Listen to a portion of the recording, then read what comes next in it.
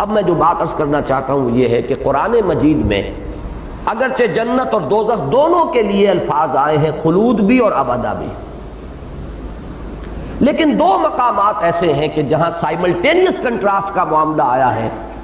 کہ جنت کے ساتھ خلود کے اوپر اضافی ابدا کا لفظ ہے اور جہنم کے ساتھ صرف خلود پر بات رک گئی ہے۔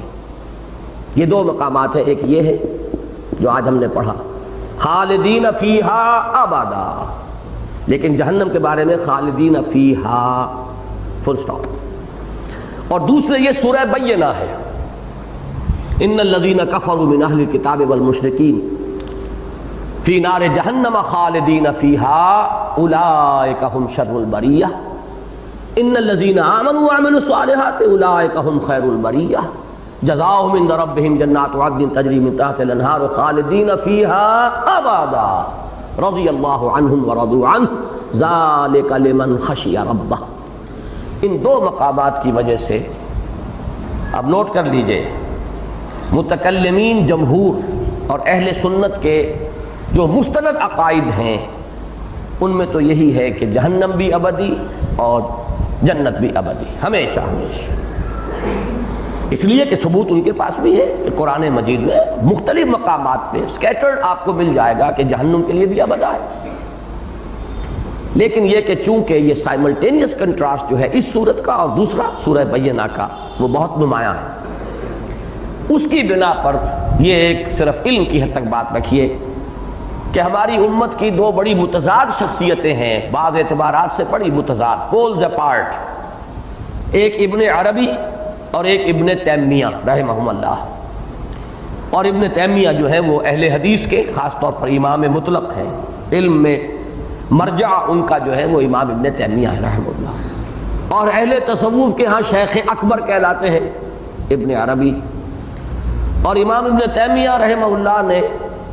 کوئی شرعی گالی نہیں چھوڑی جو ابن عربی کو نہ دی ہو، زندیق اور ملحد اور سب الفاظ، شرعی گالیاں یہی ہیں اور تو کوئی گالیاں شریعت میں تو نہیں ہیں۔ لیکن اس مسئلے میں دونوں متفق ہیں کہ جنت ہے ہمیشہ ہمیش، اصل خلود دائمی ابدی کبھی نہ ختم ہونے والی، لیکن جہنم ایک وقت پر طویل ہے، بہت طویل ہے، بہت طویل ہے، بہت طویل ہے، لیکن it will come to an end، ایک وقت آئے گا کہ وہ ختم ہو جائے گا۔ منطق اور عقل جو ہے وہ اس رائے کے حق میں بہت سا مواد دیتی ہے، اس لیے کہ اللہ تعالیٰ کی رحمت تو لامتناہی ہے، لیکن اللہ کی سزا جو ہے قرآن مجید میں کہا گیا ایک نیکی کرو گے 10 کا حساب 700 کا بڑھتا چلا جائے گا، لیکن بدی کرو گے لا یجزا الا مثلھا، وہ تو اتنی ہی سزا ملے گی، حساب کتاب سے ملے گی۔ فضل خداوندی کا کی تو کوئی حد نہیں ہے، جتنا چاہے دے، لیکن یہ کہ عقوبت اور سزا وہ تو بہرحال اسی حساب کتاب سے ہونی چاہیے۔ اور جب گناہ سرزد ہوئے ہیں ایک محدود عالم میں، اس کے جتنے بھی اثرات ماں بعد ہوئے وہ بھی محدود ہیں نا، آخری انسان تک چلیے، میری خطا کا کوئی جو اثر آخری انسان تک پہنچ جائے، لیکن وہاں جا کر کہیں تو حد ہوگی، لہذا خلود ابدا طوالت ظاہر کرنے کے لیے کتنا ہی اس کو آپ بیان کریں، لیکن عقل اور منطق یہ چاہتی ہے کہ وہ ختم ہو۔ اور یہ دونوں بزرگ اس کے قائل ہیں، اور کچھ احادیث سے بھی انہوں نے استنباط اور استدلال کیا ہے، لیکن میں نے یہ بات آپ کے لیے علم میں صرف علمی انداز سے میں لے آیا ہوں، چونکہ یہ مقام تھا اور میں نہیں سمجھتا تھا کہ یہ جو فرق و تفاوت ہے اس کا ذکر کیے بغیر آگے گزروں۔ باقی یہ ہے کہ جو اہل سنت کا عقیدہ ہے عافیت اسی میں ہے،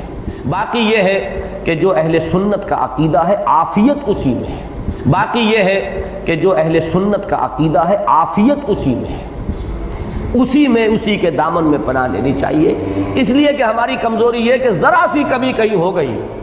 تو پھر جہاں انگلی رکھنے کا موقع ملا وہاں ہم پوری تعبیر کھڑی کر دیں گے، پھر وہ جو گرفت ہے آخرت کے ایمان کی وہ پھر کمزور ہو جاتی ہے۔ اس اعتبار سے عافیت اسی عقیدے میں ہے۔